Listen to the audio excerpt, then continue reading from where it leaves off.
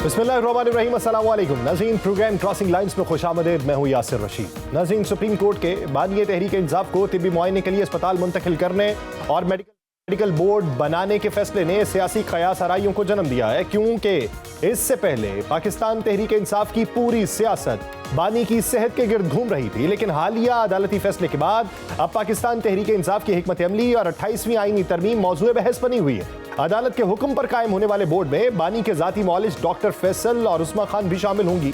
बानी को 2 रोज में अस्पताल मुंतकिल करना होगा। अगली समाअत 16 सितंबर को होगी और तब तक बानी अस्पताल में ही जेरे इलाज रहेंगे। सुप्रीम कोर्ट के हुक्म पर आज बानी पाकिस्तान तहरीक इंसाफ को उनकी हमशीरा नौरीन नियाजी से मुलाकात भी करवाई गई, लेकिन सुप्रीम कोर्ट ने अपने हुक्म में वाजे किया कि पाकिस्तान तहरीक इंसाफ के बानी की सेहत को सियासत का हिस्सा नहीं बनाया जाएगा।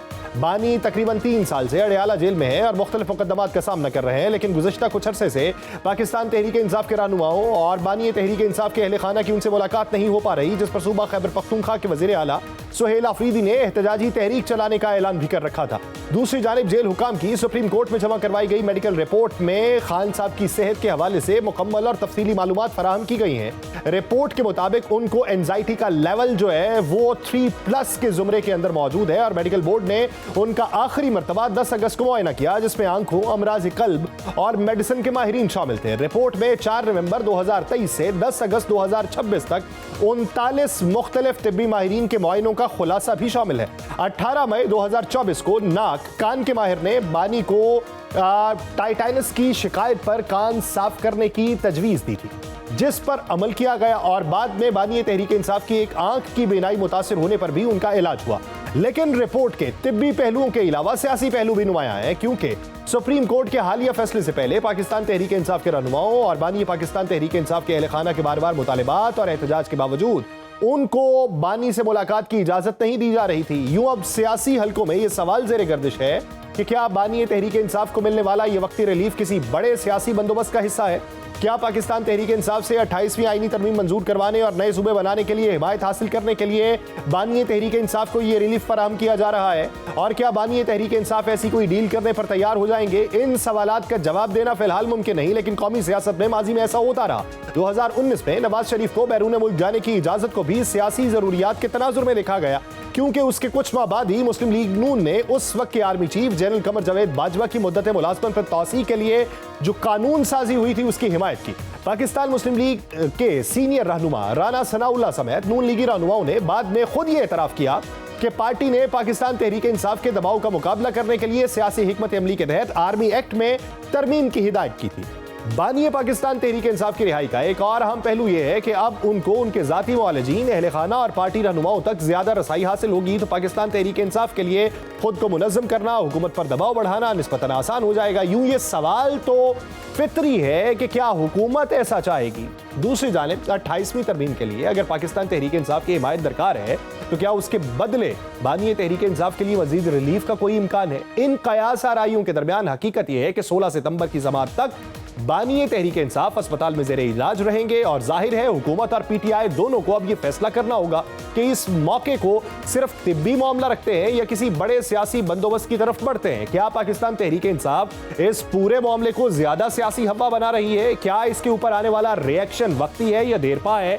क्या ये उठने वाले जो सवालात हैं ये हकायक के ऊपर मबनी है या इसका फायदा उठाया जा रहा है? इसी मंजरनामे में बात करेंगे। हमें ज्वाइन किया पाकिस्तान तहरीक इंसाफ के सीनियर रहनुमा अली मोहम्मद खान साहब ने। खान साहब, बहुत शुक्रिया आपके वक्त का। अली मोहम्मद खान साहब, इस वक्त जो ये फैसला हुआ अदालत की तरफ से और कल तक ये शिफा अस्पताल में मुंतकली जो है इसके हवाले से इकदाम होते दिखाई दे रहे हैं, इस फैसले पे आप क्या राय रखते हैं कि अब जो अदालतें फैसला कर रही हैं या माजी में अदालतों के फैसलों के ऊपर पाकिस्तान तहरीक इंसाफ के तहफ़्फ़ुज़ात थे, अब क्या बदलाव है जो माजी में नहीं था और माजी में क्या था जो अब दिखाई दे रहा है? बिस्मिल्लाहिर्रहमानिर्रहीम, अल्लाहुम्मा सल्ली अला मुहम्मद व अला आलि मुहम्मद। बड़े अरसे बाद एक फैसला ऐसा आया है जिससे ऐसा लग रहा है कि अब शायद कोई मामला बेहतरी की तरफ जाएं। देखें, जिस तरह इंसानों से इदारे बनते हैं या बिल्डिंग से जो है वो इमारतों से निज़ाम मजबूत नहीं होता, इंसान के किरदार से मजबूत होता है। तो जजेस के फैसले जो हैं वो उससे इजहार होता है कि इस वक्त निज़ाम किस तरफ जा रहा है। ये इसलिए मैं नहीं कह रहा कि हमारे हक में एक फैसला आया है तो हमें बड़ा अच्छा लगा है। कभी आपके खिलाफ भी फैसले आते हैं, हम्म। लेकिन फैसला वो जो ना सिर्फ इंसाफ पे मबनी हो बल्कि इंसाफ पे मबनी नजर आता हो। तो कहते हैं ना कि justice must not only be done but must be seen to be done. तो आज जो एक फैसला आया है, ये एक बुनियादी इंसानी हक साबिक वज़ीर आज़म इमरान खान साहब को मिला है, जो आज नहीं, आज से बहुत महीने पहले मिल जाना चाहिए था, लेकिन देर आयत दुरुस्त आयत। हर तकलीफ के बाद आसानी है, और आज एक रिलीफ आया है, एक सहूलत आई है, एक हक मिला है इमरान खान साहब को। यकीन है और उम्मीद है हम कि खान साहब को बखैरियत अडयाला जेल से शिफा इंटरनेशनल अस्पताल शिफ्ट कर लिया जाएगा इंशाल्लाह। अली मोहम्मद खान साहब, अडयाला जेल की इंतज़ामिया से पूछें, वो कहते हैं कि जब कभी ज़रूरत पड़ी उनका इलाज हुआ, वो चाहे अडयाला जेल के अंदर हो, चाहे शिफा अस्पताल मुंतकिल करके हो, और माजी करीब में भी हमें ये तला मिलती रही कि 2-3 बार वो शिफा अस्पताल ले जाए गए हैं, चाहे वो रात गए ही ले जाए गए हों, वहाँ पे उनका चेकअप हुआ। तो अब क्या पाकिस्तान तहरीक इंसाफ इस पूरे मामले से मुतमईन हो जाएगी कि उनके इलाज मुआलजे के लिए जो सहूलियात दी जा रही हैं या जो फैसले किए जा रहे हैं वो ठीक हैं? और माजी के अंदर जब दीगर सियासी रहनुमाओं को इस तरीके से जेलों से निकाल के अस्पताल मुंतकिल किया जाता था, तो अनफॉर्चुनेटली पाकिस्तान तहरीक इंसाफ के कई रहनुमा उस वक्त उस पर बयानबाजी भी करते थे। अब की बार कुछ ऐसे रहनुमा भी मौजूद हैं जिनका ताल्लुक पाकिस्तान मुस्लिम लीग नून से होगा, और वो भी ऐसी बातें कर रहे हैं। तो आप क्या समझते हैं कि ये सेहत के ऊपर जो सियासत माजी में होती रही या जो अब की जाएगी, इसका ही तवातुर मुस्तकबिल में देखने को मिलेगा, या फिर सियासी तरजीहात अब तब्दील होंगी? देखिए, बहैसियत इंसान, आपको किसी इंसान से जितना भी इख्तिलाफ हो, लेकिन जान अल्लाह ताला इंसान को एक ही बार देता है, और कोई भी चीज वापस आ सकती है लेकिन इंसानी जान वापस नहीं आ सकती। मैं उस तारीखी काबीना मीटिंग का हिस्सा था जिसमें मियां साहब के रिपोर्ट्स वहां पेश किए गए, और इमरान खान साहब ने अपनी काबीना को एतमाद भी दिया और हमें ये कहा कि आप अपनी राय का इजहार कीजिए कि क्या मियां साहब को बाहर इलाज के लिए जाने दिया जाए। अगर हम इंतकामी रवैयों वाले लोग होते और हम इंतकामी सियासत पे बिलीव करते, जो इमरान खान के साथ किया गया है ये 3 साल, खासकर जब से उनकी बीमारी की बात चली है, 8-9 महीनों से तो उनसे मुलाकात ही नहीं हो रही। हमने ऐसा नहीं किया। काबीना की अक्सरियत ने, 2-3 चौथाई से भी ज्यादा लोगों ने ये कहा कि नहीं, अगर मियां साहब की सेहत ऐसी है जिस तरह रिपोर्ट्स में कहा जा रहा है, तो उनकी सेहत पर रिस्क ना लें। हमारी तो ये सोच थी। अब आपने ये कहा कि अब इस पे लोग बात करेंगे, हुकूमती लोग इससे तनकीद करेंगे, या उस पर हम तनकीद करते, हमारे कुछ लोग करते थे। लेकिन बहुत से लोग जो इंतकामी सियासत पे बिलीव करते थे, मैं किसी का नाम नहीं लेता, जो जमहूरियत में रवादारी या बर्दाश्त पे यकीन ज्यादा नहीं रखते थे, उन्होंने बहुत से लोग तो छोड़ के चले गए। सियासत तो इंतहा पसंदी का नाम नहीं है। सियासत तो अपनी बात कह के दूसरी की बात सुन के बर्दाश्त करने का नाम है, और उसमें से कोई रास्ता निकालने का नाम है। मैं ये समझता हूं कि ये जो खान साहब को अस्पताल शिफ्ट कर रहे हैं, आपने शायद फॉलो किया हो या ना किया हो, मैंने अभी थोड़ी देर पहले कौमी असेंबली में इस पे बात की है कि अदालत ने तो एक फैसला दे दिया, सियासतदान कब अपनी जिम्मेदारी पूरी करेंगे? पार्लियामेंट में वजीर आजम साहब और अपोजिशन लीडर साहब और बाकी क़यादत बैठे कॉन्स्टिट्यूशन रूम में, सियासी मसाइल पे गुफ्तगू स्टार्ट करें, पाकिस्तान को एक तरफ लगाएं। अवाम पार्लियामेंट की तरफ देखती है, लेकिन हमेशा पार्लियामेंट से कोई रिलीफ नहीं मिलता, कोई उनको आगे का रास्ता नहीं मिलता। तो मैं समझता हूं कि जो आपने इस प्रोग्राम के इब्तिदाई में शायद बात की भी, तो मैं समझता हूं कि ये जो सुप्रीम कोर्ट का फैसला आया है, ये इंतहा नहीं, इब्तिदा होनी चाहिए पाकिस्तान के मसाइल की हल की, और उसमें सियासी क़यादत को अब जरा अपना कद ऊंचा करना होगा। ये छोटी छोटी जो 1.5 इनकी वजीरें बनाई हुई, इससे निकल के इस सब जलाली परचम का सोचे जिसने हम सबको बहुत इज्जत दी है। अली मोहम्मद खान साहब, इस फैसले से क्या तासुर जो इस वक्त अमूमी तौर पे बहुत सारे अजहान में उभर रहा है कि पाकिस्तान तहरीक इंसाफ जो है ये अब सियासत के अंदर इस तरीके से वापस आएगी जिसमें माजी में बहुत सारी और जमातें आती रहीं, कोई सेटअप ऐसा तश्कील पा रहा है, या कोई ढील वाला जो है वो मंजरनामा उभर रहा है, और पाकिस्तान तहरीक इंसाफ के कुछ रहनुमाओं की ट्वीट्स अगर देखी जाएं तो जिस तरीके से वो ये कह रहे हैं कि दुम्बे ज़िबा किए जाएंगे, हम मिठाइयाँ तकसीम करेंगे, तो उससे तासुर ये कि जैसे full free hand Pakistan Tehreek Insaf को मिल चुका और वफाकी हुकूमत जो है वो इस वक्त मुश्किल में पड़ चुकी। ये जो तासुर उभर रहा है, ये किस हद तक दुरुस्त या किस हद तक गलत है? जो कोई ऐसा कर रहा है, देखें, थोड़ा सा बचकानापन नहीं करना चाहिए। संजीदगी अपने रवैयों में बहुत जरूरी है। शुक्र अदा करना चाहिए। आप अल्लाह के सामने सर्वसुजूद होते हैं। कुछ बातें जो है वो जाती प्राइवेट होती हैं, मुझे नहीं करनी चाहिए। लेकिन चले, मैं क्या देता हूं कि मैं तो यही किया कि मैंने सजदे शुक्र अदा किया। ये सामने जहाँ नमाज पढ़ी है, इधर भी और मस्जिद में भी, पार्लियामेंट हाउस की, पार्लियामेंट लॉजेस की। तो कोई सबका देना चाहता है बेशक दे, लेकिन मैं समझता हूँ कि जरूरत से ज्यादा एक्स्ट्रावेगेंट सारी चीजें अल्लाह को भी पसंद नहीं है। और खुशी तो सबको बेइंतहा है खान साहब के अस्पताल शिफ्ट होने की, लेकिन अभी इट्स टू अर्ली। ये सेलिब्रेशन, ये चीजें बाद में भी हो सकती हैं। लेट खान साहब, let him be shifted to hospital with care, और खैरियत की मरहला तय हो जाए, फिर जलसे भी करेंगे, खुशियां भी मनाएंगे। मैं वैसे ऑन द लाइटर नोट कहूंगा, वो वाला काम ना करें जो एक जमाने में वक्त से पहले मिठाई खा ली थी मियाँ साहब की जमात के लोगों ने। तो जरा खान साहब को शिफ्ट होने दें, मामलात को सेटल होने दें, चीजें बेहतर होने दें। जान है तो जहान है। और जिस तरह अदालत ने कहा, अदालत ने हमें कुछ ताकीद की है, उनमें एक बात ये भी है कि उनके हेल्थ इशू पे सियासत ना हो। तो मैं नहीं चाहूंगा कि उनकी सेहत पे सियासत हो। अच्छा, अली मोहम्मद खान साहब, माजी के अंदर हमने ये देखा कि कुछ मुलाकातों की इजाज़त मिली और उस पे यकीन दहानियाँ ये थी कि गुफ्तगू नहीं की जाएगी, मीडिया टॉक नहीं की जाएगी, और फिर वो मीडिया टॉक होती भी दिखाई दी, जिस पे बहुत सारे इबहाम उठे, बहुत सारे सवालात उठे, और फिर वो रसाई जो है उसको मुश्किल बना दिया गया। अब की बार बहुत सारे लोग बड़े अरसे से खामोश बैठे हैं। ये मुलाकातों की इजाज़त अगर मिलती है तो फिर इस पे आप पाकिस्तान तहरीक इंसाफ के उन लोगों को क्या मशवरा देंगे, क्योंकि आप ज़ेर सियासतदान हैं, रहे भी, और बेशुमार मौक़ों पे आपने वो जो जज्बातीपन था उसका उनसर आपके अंदर नुमाया दिखाई नहीं दिया। तो उन लोगों को क्या कहेंगे कि जिन लोगों के लिए आप ये भी पैगाम दे रहे हैं ये इंतहा नहीं इब्तदा है, तो फिर ये सफ़र किस तरीके से उबूर करना चाहिए? हिकमत मोमिन की गुमशुदा मीरास है।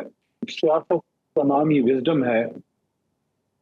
अगर इंतहा पसंदी दिखाते, अगर हट धर्मी दिखाते, अगर जज्बाती पन दिखाते, तो जना कभी पाकिस्तान ना ले पाते। एक जना था, दूसरी तरफ सरदार पटेल, महात्मा गांधी, जवाहरलाल नेहरू, वल्लभ भाई पटेल के अलावा कितने इनके लोग थे। लेकिन उनको फिर कहना पड़ा कि एक जना होता उस साइड तो शायद पाकिस्तान ना बन पाता। इतनी उनमें क्लिनिकल प्रिसीजन थी। तो कायद आज़म हमारे सामने मौजूद है। सियासत का मतलब ये नहीं है कि आप जज्बातीपन का शिकार हो जाएं। इमरान खान साहब ने एक बहुत बड़ा काम किया है, और वो काम क्या किया है? वजीर आजम बनने से बड़ा काम उनका यह है कि उन्होंने पाकिस्तान के नौजवानों को पाकिस्तान की सियासत की तरफ पढ़े लिखे लोगों को लाया, जो माजी में पढ़े लिखे लोग, एजुकेटेड लोग, अच्छे घरों वाले लोग, या वो लोग जो शरीफ लोग हैं, जो सियासत को इबादत समझते थे, वो सियासत की तरफ नहीं आते थे। उनका ये ख्याल था कि सियासत तो ये हम लोगों का काम नहीं है। इमरान खान ने कहा कि नहीं, ये तुम्हारा ही काम है, ये तुम्हारा मुल्क है। तुम नौजवान हो, तुम लड़के हो, लड़की हो, बुजुर्ग हो, तुम व्हाइट कॉलर आदमी हो, तुम शरीफ आदमी हो, तुम ताजिर हो, किसान हो, तुम मजदूर हो, आओ सियासत का अपना किरदार अदा करो और इस मुल्क को ठीक करो। तो मैं समझता हूं कि इमरान खान ने तो बहुत एक प्यारा पॉजिटिव मैसेज दिया था। ये उस तहरीक के साथ ज्यादती होगी, हम कोई ऐसी गलत हरकत करें जिससे खान साहब की ये जो मूवमेंट है इसमें जेपटाइज कर दें। कोई ऐसी किसी चीज की जरूरत नहीं। मैं सबसे रिक्वेस्ट करूंगा कि आप जरा थोड़ा सा hold your horses and play your shots with wisdom. जरा सब्र से काम लें। खान साहब को अस्पताल शिफ्ट होने दें, फिर अल्लाह करे कोई रास्ता बने, बनी गाला जाए, वो रौनकें वापस बहाल हो, मीटिंग हो, सब कुछ हो। फिर ये सियासत चलती रहती है। अच्छा, आपने अली भाई आपने एक बात की कि इलाज होने दें, बनी गाला जाने दें। इससे तासुर ये मिलता है कि खान साहब की वो जो कैद है उसके खात्मे का आगाज हो चुका है।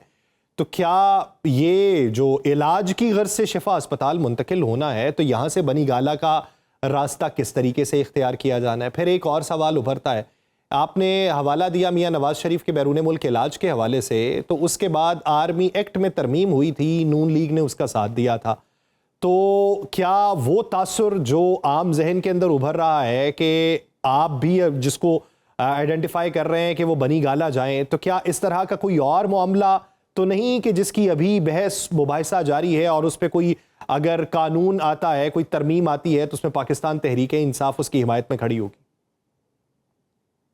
देखिए, मालूमात की सतह पे तो मैं नहीं कह सकता, क्योंकि मैं किसी ऐसी मुज़ाकरात का तो हिस्सा नहीं हूँ। लेकिन क्योंकि मैं हमेशा, मुझे अक्सर लोग तनकीद भी करते हैं कि तुम बहुत पॉजिटिव सोचते हो। मैं हमेशा आधा गिलास भरा हुआ देखता हूँ। मैं कभी नहीं चाहूंगा कि मेरा लीडर अस्पताल से दोबारा अदयाला जाए। मैं तो ये चाहूंगा कि अस्पताल में उनका इलाज हो और कोई पॉलिटिकल बात आगे बढ़े और सियासतदान मसाइल का हल निकालें। इसलिए मैंने आज ही के दिन मैंने क्यों कौमी असेंबली में ये बात की है कि अब यहाँ डायलॉग स्टार्ट करेंगे। शहबाज साहब ने, वज़ीर आज़म साहब ने बजट सेशन में आज से 1.5-2 महीने पहले 2 बार हमें दावत दी थी मुज़ाकरात की। मैं तब से कह रहा हूँ, मैंने चकजई साहब को पार्लियामेंट हाउस के अंदर मीटिंग में कहा, मैं प्रोग्रामों में कहा, मैं 2-3 बार स्पीचेस में कहा और आज फिर कह दिया कि वज़ीर आज़म साहब और अपोजिशन लीडर साहब पार्लियामेंट हाउस में बैठे और न सिर्फ सियासी मसाइल जो इस वक्त हैं, अवामी मसाइल के इशूज पे आप बैठें, बैठक करें और इन सियासी मसाइल का कोई हल निकालें। देखिए, इस तरह से मुल्क नहीं चल सकता। हाइब्रिड प्लस रजीम में इनको खुद को भी इसका एहसास है कि इस सारे सिस्टम का हिस्सा बन के बेशक 2.5-3 साल हुकूमत कर रही होगी मियाँ साहब की जमात ने, लेकिन जो उन्होंने अपना सियासी कैपिटल लूज किया है, वो सियासी जमात मुस्लिम लीग नून जो इमरान खान की हुकूमत में, हमारी अपनी पंजाब और मरकजी हुकूमत में डस्का में एक सीट जीत गई थी, आपको याद होगा। एक वो वक्त था जब उनका जो एक नजरियाती लेवल पे सियासत शुरू की, तो कहां पहुंचे, आज वो किधर है? क्या वो नहीं चाहते कि उनकी भी सियासत रिवाइव हो? उनकी सियासत रिवाइव होने का, पाकिस्तान की सियासत बचने का, डेमोक्रेसी को फंक्शनल डेमोक्रेसी बनाने का एक ही रास्ता है और वो रास्ता पार्लियामेंट से निकलना चाहिए, पार्लियामेंट से ही निकलना चाहिए और उसके लिए फिर इन सबको बैठना चाहिए। अली भाई, आप नहीं समझते सर कि मुज़ाकरात के हवाले से या डायलॉग के हवाले से या गुफ्तो शुनीद के हवाले से तमाम लोगों के नज़रियात एक जैसे नहीं है? दोनों अतराफ में, पाकिस्तान तहरीक इंसाफ में भी और पाकिस्तान मुस्लिम लीग नून में भी कई धड़े ऐसे हैं जो ये चाहते हैं कि बैठ के बातचीत ही ना हो।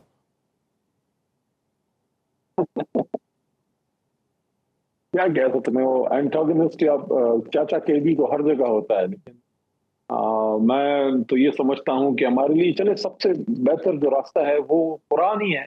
कुरान को हम भूल ही गए हैं। वो अम्रुहुम शूरा बैनहुम, अल्लाह कहते हैं कि जब मोमिनीन या मुसलमानों के बीच में कोई मसला होता है तो बैठ के बात करते हैं। जब इसराइल और ईरान, अमेरिका और ईरान के जंग का आगे का रास्ता मुज़ाकरात से निकल सकता है, ये तो मैंने शायद ये 3-4 दिन पहले, हफ्ता पहले खैबर पख्तूनख्वा हाउस में जो हमारी प्रेस कॉन्फ्रेंस हुई थी, मेरी और फेल अफरीदी और राजा साहब की, उसमें मैंने ये बात की थी कि हम आपको अप्रिशिएट करते हैं कि आप बाहर जाके आपने दुनिया की सतह पे एक पीस ला रहे हैं ईरान और अमेरिका या इसराइल वाली जंग में, तो वो काम घर में भी करें। या देखें, चैरिटी बिगिंस एट होम। घर ठीक होगा तो दुनिया ठीक होगी ना। तो देखें, लोग बातें करते रहते हैं, मेरे पे कम बातें हुई। आज मुझे बताएं कौन सा 10 लाख बंदा निकला था जो यहाँ से हमें एक रिलीफ मिला, हमें हक मिला है? हमने एक अदालती जंग लड़ी ना, हमने एक सियासी बात की, एक सियासी अंदाज में आए, हमने सियासी तौर पर लोगों को इकट्ठा किया, सुप्रीम कोर्ट के बाहर हमने रिक्वेस्ट की। मैं ये नहीं कहता प्रेशराइज किया, no, I would not dare say that.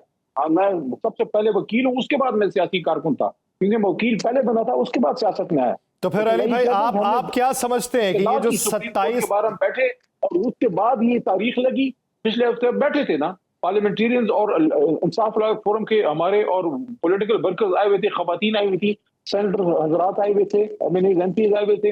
हम सुप्रीम कोर्ट के बाहर बैठे, पुरअमन बैठे, रिक्वेस्ट की कि हमारा केस सुने। तो सर, केस हमारा लग गया। इसका क्या रिजल्ट निकला? इसका रिजल्ट ये है कि आपको पीसफुल तरीके से इस सिस्टम के अंदर से अब तक कोई रास्ता निकालना होगा। जो लग रहा है कि खान साहब अस्पताल शिफ्ट तो सर फिर इससे ये तासुर ले सकते हैं या आप इसको कंफर्म कर सकते हैं कि ये जो 27 तारीख को पाकिस्तान तहरीक इंसाफ ने धरने की या एहतजाज की कॉल दी हुई थी, वो अब वापस हो जाएगी, वो अब नहीं होगा? पार्टी बैठ सकती है, लेकिन थोड़ा सा अर्ली है।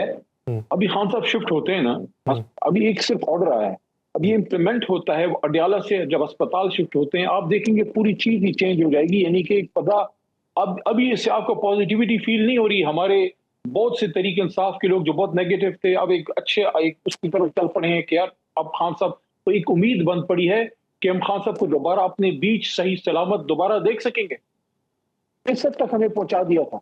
ये कितनी बड़ी ज्यादती है। देखें, अल्लाह ना करे, मैं खुद जेल काट के निकला हुआ बंदा हूं, इसलिए मुझे पता है आपका कोई अजीज, आपका कोई लव्ड वन अगर जेल में हो, वैसे ही जेल में हो, बंदा कहता है मैं जाके मिल लूं, आपको ये पता लग जाए कि खुदा ना खास्ता वो बीमार है और फिर आपको उससे कोई मिलने भी ना दे और फिर आपके डॉक्टर को भी ना मिलने दे, आपको ये भी ना पता हो कि इस वक्त वो कैसी हालत में होगा, तो फिर आप उस शख्स का सोच सकते हैं कि उनकी ज़हनी कैफियत क्या होगी कि उनका लव्ड वन उनसे दूर कर दिया जाए। तो यानी अब एक पॉजिटिविटी जो है उसका उनसर नुमाया हुआ है और उसके ऊपर जो अभी बातचीत हो रही है या जिस तरीके से इजहार हो रहा है ये कबल अज़ वक्त है।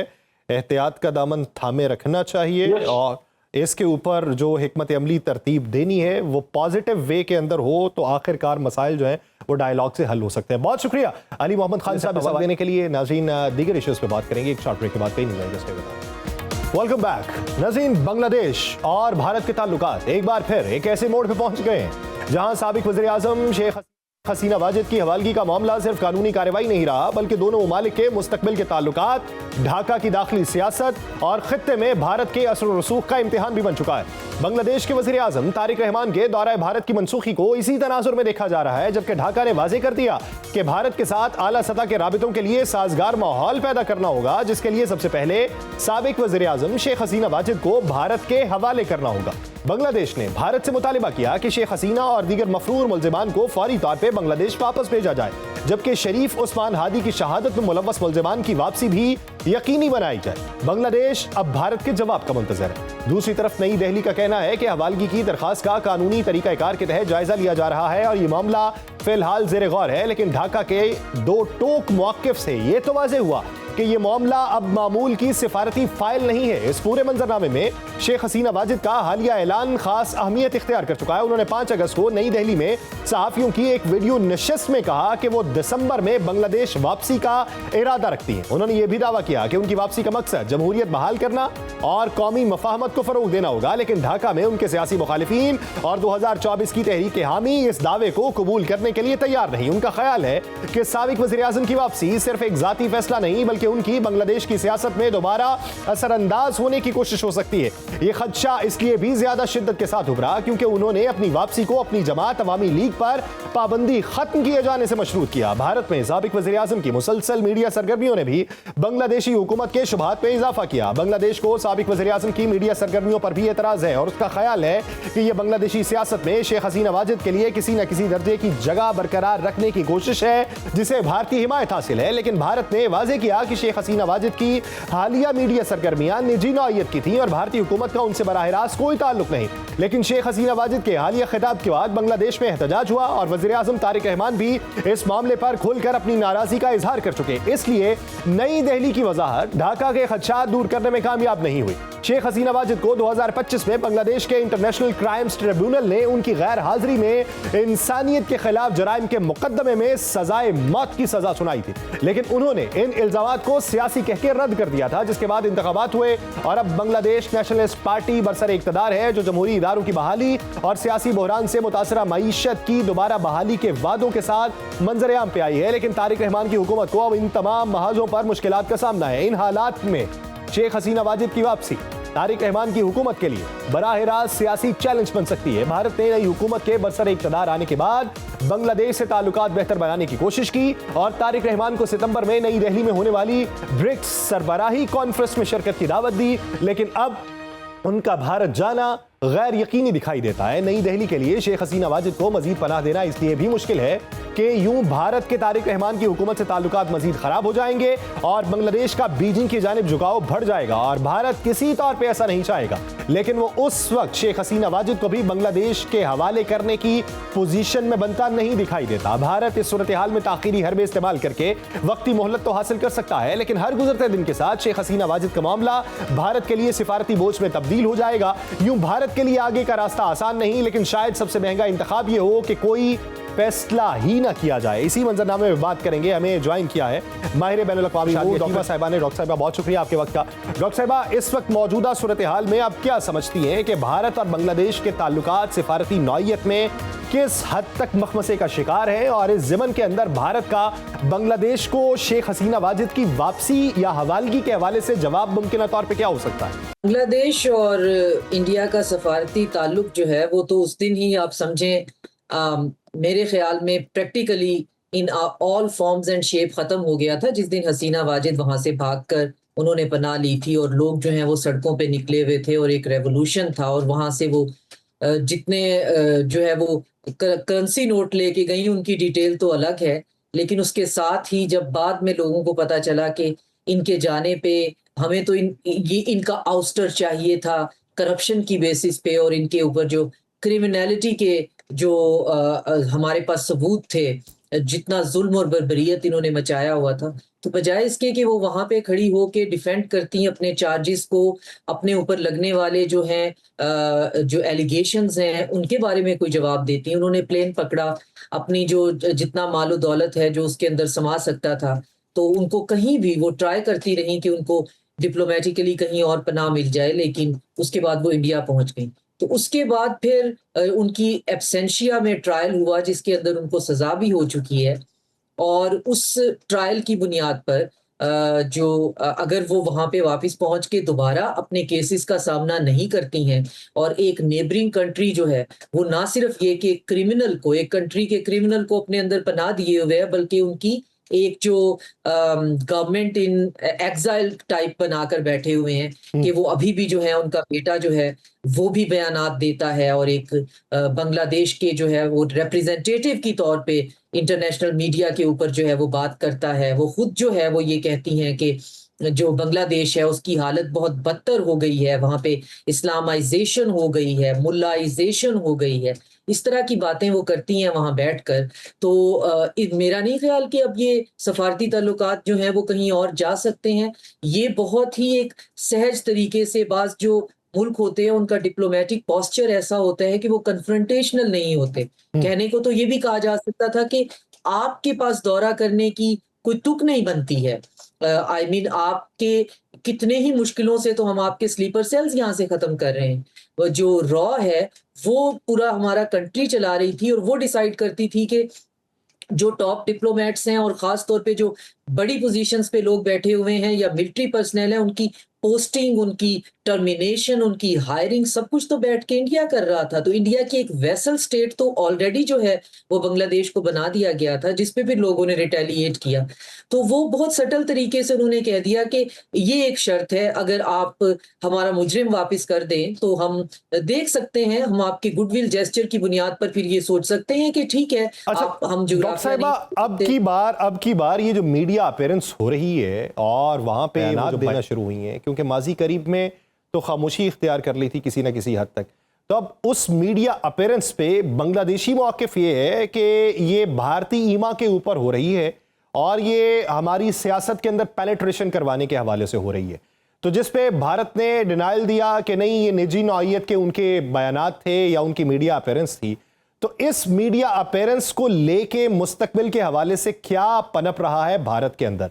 और दूसरी बात ये कि जब शेख हसीना ये कहें कि वो दिसंबर के अंदर बांग्लादेश जाएंगी, लेकिन शर्त ये है कि उनकी पार्टी पर से पाबंदी हटाई जाए, तो जो सजाए मौत का मुजरिम है वो किस बिना पे ये कहेगा कि मैं दिसंबर में अपने मुल्क वापस चला जाऊंगा? वो यकीनन फांसी घाट तक जाना चाहता होगा। टेक्निकली तो अगर उस मुल्क का कानून है, कॉन्स्टिट्यूशन है, तो सजाए मौत का मुजरिम फिर फांसी के लिए ही जा रहा है। तो इसका मतलब ये है कि ये सारे का सारा एक फार्स है, और इस फार्स में से आप एक एलिमेंट बिल्कुल कभी भी माइनस मत कीजिएगा, वो है इजराइल का। और वो एक ही कहानी पढ़ाता है, उसका नैरेटिव का जो है अपने रीजन के अंदर भी और ब्रॉडर में भी एक ही एजेंडा है, वो है इस्लाम दुश्मनी। तो आप इस्लाम को और इस्लाम से रिलेटेड तमाम बातों को जो है वो प्रॉब्लमेटिक बनाकर पेश करें, उसको एज अ स्ट्रक्चरल थ्रेट बनाकर पेश करें, तो बताएं कि जी पूरी दुनिया के अंदर ये जो चूरन है वो बिक जाता है। अब ये बिकना भी बंद हो गया है। बड़ा अरसा हमने इसका ब्रंट फेस किया है इस्लामोफोबिया का। अब लोगों ने नहीं जो है वो इसको खरीदना जो है वो बंद कर दिया है। तो अब वो एकदम से अपने जो है वो हाइबरनेशन से बाहर आई हैं और बाहर आकर वो कौन सी ऐसी बात कर रही हैं जो बांग्लादेश की पब्लिक के साथ वो रेजोनेट कर पाए, या उनसे वो कोई बात कर रही हो, या उनसे वो ये कह रही हो कि आपको जो वो अकूबत खाने मिले वो सो एंड सो थे, या जो बंदे मिसिंग थे बाद में उनकी डीएनए से पता चला उनकी हड्डियां उन अकूबत खानों से मिली।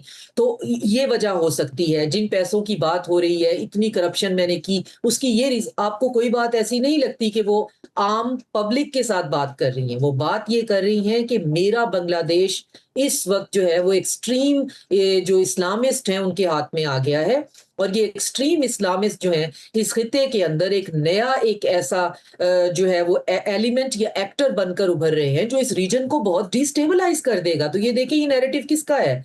ये नैरेटिव इंडिया का, आरएसएस का है, और पीछे से ये फनल कहां से हो रहा होता है? इजराइल का। इस नैरेटिव के साथ सजाए मौत उन पे हो चुकी है, और वो और अवाम की नजर में वो इस तरह से हैं कि अगर वो पब्लिक में जाएं तो शायद पब्लिक अपना जस्टिस खुद ही कर देगी।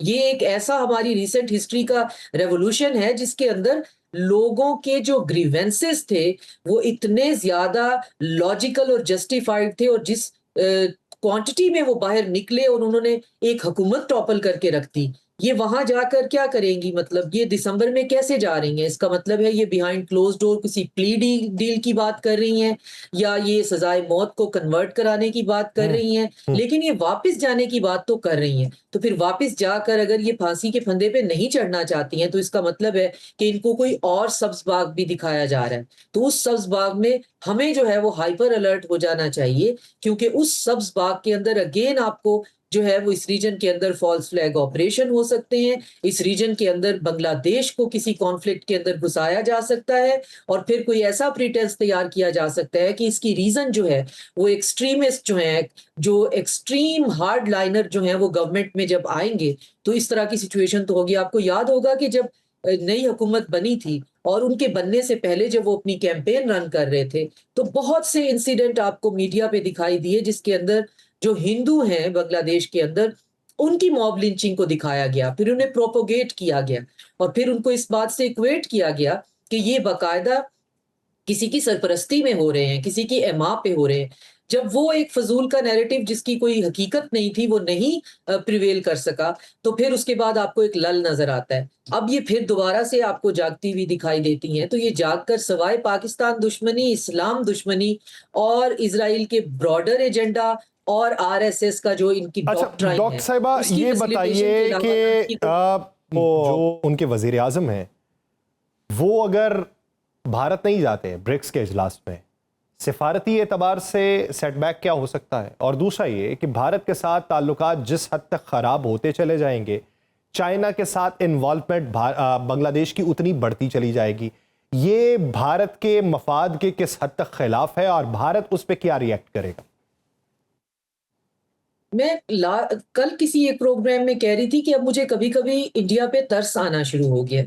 गलत फैसले इंसान भी जिंदगियों में करते हैं, इंडिविजुअल्स भी करते हैं, नेशन स्टेट्स भी करती हैं, मगर इतने तवातर से और इतने शौक से और इतनी एंथुजियाज्म से रॉन्ग और इतने ड्रास्टिक किस्म के डिसीजंस जो हैं आपको हिस्ट्री में कोई नेशन स्टेट जो है वो लेते हुए नहीं देखेगी।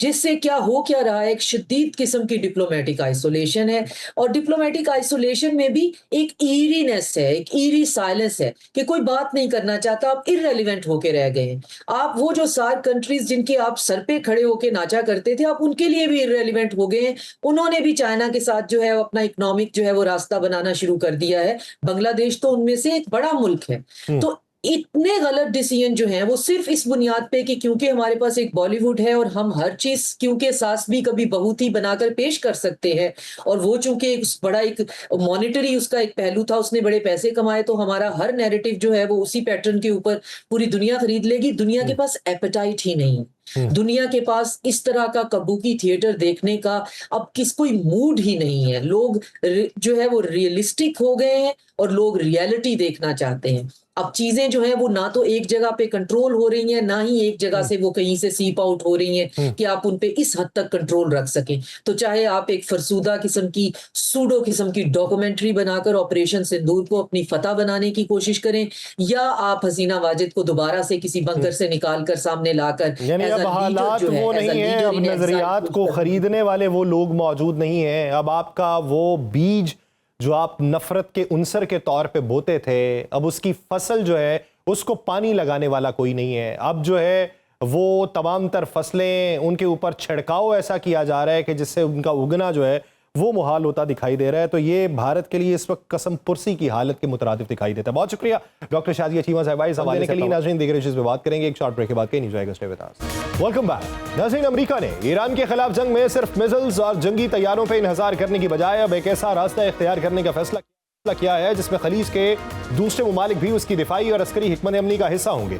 अमरीकी सेंट्रल कमांड ने कसीरुल मुल्की multi domain strike drone force बनाने का ऐलान किया, जिसे फॉल्कन स्ट्राइक फोर्स का नाम दिया गया है। यह बज़ाहिर ड्रोन्स के इस्तेमाल को बढ़ाने का मंसूबा है, लेकिन इसने ये सवाल पैदा किया है कि क्या अमेरिका मशरिक़ वस्ता में अपनी फौजी मौजूदगी का पुराना मॉडल तब्दील कर रहा है, और क्या खलीजी ममालिक के लिए अब अमरीकी दिफाई छतरी पर पहले जैसा एतमाद बरकरार रखना मुमकिन नहीं रहा।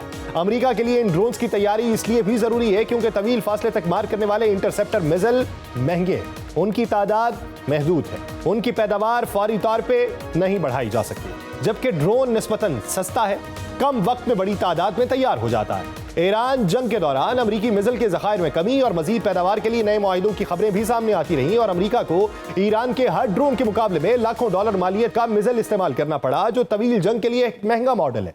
इस मसले का जवाब अमरीका का नया मंसूबा फॉल्कन स्ट्राइक फोर्स है। अमरीकी सेंटकॉम ने 13 अगस्त को इस मंसूबे का ऐलान करते हुए इलाकाई ममालिक को इसमें शामिल होने की दावत दी।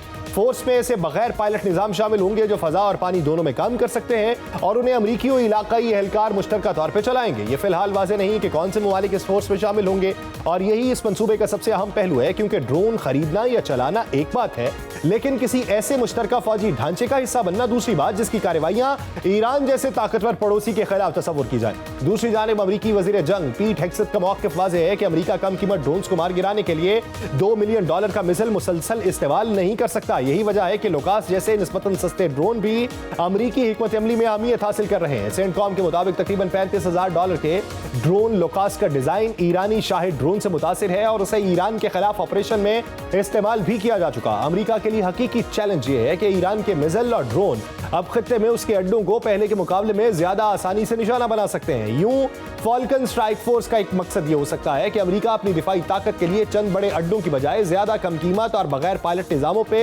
अपना इन्हसार बढ़ाए। अमरीकी अखबार वॉशिंगटन पोस्ट की एक रिपोर्ट बताती है कि सऊदी अरब, यूएई, कतर, कुवैत और बहरीन ट्रंप इंतजामिया की पॉलिसी से नाखुश है और मुतबादिल सिक्योरिटी इंतजाम करने पर मजबूर हो रहे हैं।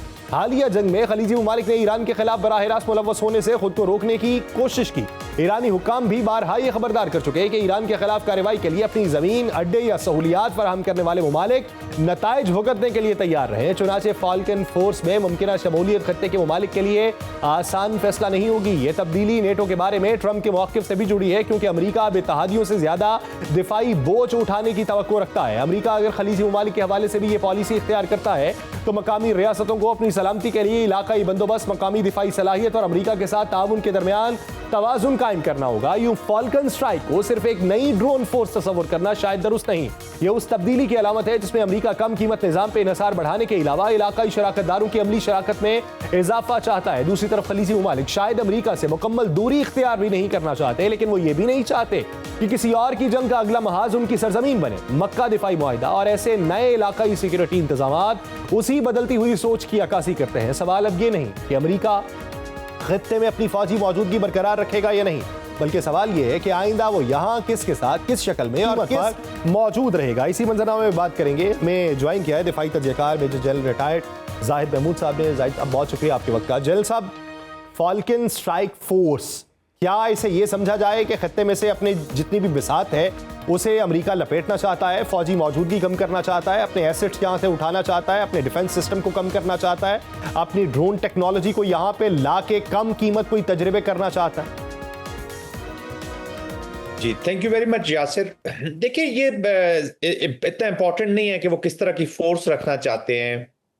स्मार्ट फोर्स रखना चाहते हैं, एक स्ट्राइकिंग पावर रखना चाहते हैं, डिफेंसिव मोड में रहना चाहते हैं या ऑफेंसिव मोड में रहना चाहते हैं। मोस्ट इंपॉर्टेंट थिंग इज कि वो अपना इन्फ्लुएंस किस हद तक इस रीजन के अंदर रखना चाहेंगे as a unilateral power as of now. ठीक है, बहुत से लोगों का ये जानना है और मुझे खुद भी ये समझ आती है कि हम यूनिपोलैरिटी से मल्टीपोलैरिटी की तरफ तो जाना शुरू हो गया वर्ल्ड। और ये जितनी भी डिस्ट्रप्शन हुई हैं थ्रू वॉर, और ख़ास तौर पे ये ईरान वाली वॉर ने अंडरमाइन किया है स्टेचर को यूनाइटेड स्टेट्स के। और ये चूंकि वॉर ऑफ चूजिंग थी, आपने खुद चूज की ये war, it was not thrusted upon United states, इन्होंने चूज की फॉर द इजराइल। उसने अंडरमाइन जरूर किया, but I don't think so कि एक बिग पावर जो है, जिसको मैं समझता हूँ अभी तक तो यूनिलैटरल पावर चल रही है, वो अपना इन्फ्लुएंस कम करना चाहेगी। ऑफ कोर्स कॉस्ट भी हुई है, बड़ी कॉस्ट लगी है इस वॉर के अंदर, और रिपोर्ट्स भी थी और काफ़ी हद तक वो सही रिपोर्ट्स ही हैं। जो शॉर्टेज हुई है इंटरसेप्टर्स की ड्रोन्स के खिलाफ, जब लॉइटरिंग एम्यूनिशंस या जो मुख्तलिफ मिसाइल्स हैं उनके खिलाफ बहुत ज़्यादा फोर्सेस, बहुत ज़्यादा एसेट्स इस्तेमाल हुए हैं और उसकी वजह से स्ट्रेस भी आया है। और आपने बिल्कुल सही बजा फरमाया कि जिसको मैं स्मार्ट सोल्यूशन कह रहा हूँ कि बजाय इतना ज़्यादा एक्सपेंडिचर करने के, स्पेशली ऐसे रीजन जहां पे आप अगर फोर्सेस निकाल के और नॉन कॉन्टैक्ट वॉरफेयर में ले जा सकते हैं टू क्रिएट एन इम्पैक्ट, तो बिल्कुल ये थिंकिंग हो भी सकती है। बट ओवरऑल अमेरिका का इस रीजन के अंदर, सेंटकॉम के खासतौर पे रीजन के अंदर, मिडल ईस्ट जहाँ पे उसके बड़े कलीदी साथी रहते हैं, वो साथी जरूरी नहीं कि इजराइली है, वो ममालिक भी हैं जो ह्यूजली इन्वेस्ट करने जा रहे हैं। कतर है, सऊदी अरेबिया है अमेरिका के अंदर, तो वो उनको डिफेंड करने में और अपने इन्फ्लुएंस को जारी रखने में हमेशा याद रखिए कि सुपर पावर अपने फ्रेंड्स के लिए भी स्पेसेस खाली नहीं छोड़ती, वो अपना इन्फ्लुएंस जारी रखती है, वो किसी न किसी शक्ल में यहाँ पर मौजूद जरूर रहेंगे।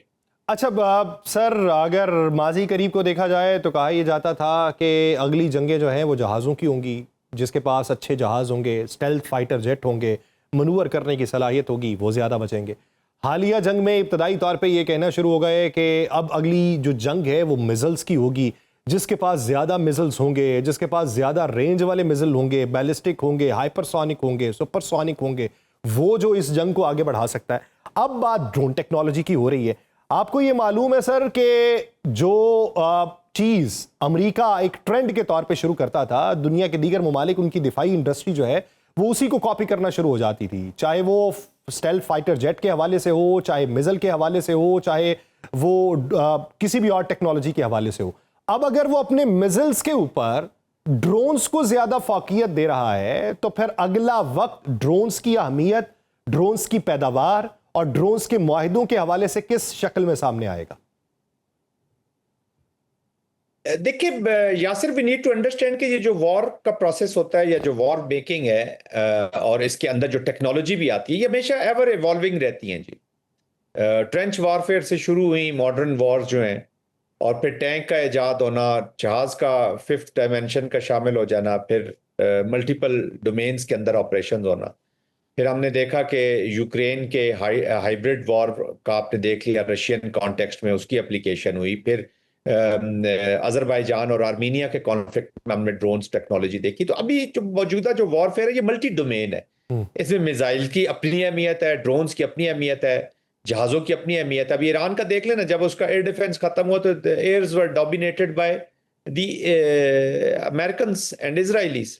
और जब एयर डोमिनेंस हो, ठीक है, मैं ईरान के पास मिसाइल्स थे, सब कुछ था, लेकिन उसी के बीच में फिर ईरान का नुकसान भी काफी हुआ। जो पहली 12 दिन की भी जंग हुई है उसके अंदर भी, और लेटर ऑन वो जब अपनी विल पे आते थे वो हिट करके टारगेट्स को चले जाते थे। Air defence was also almost missing.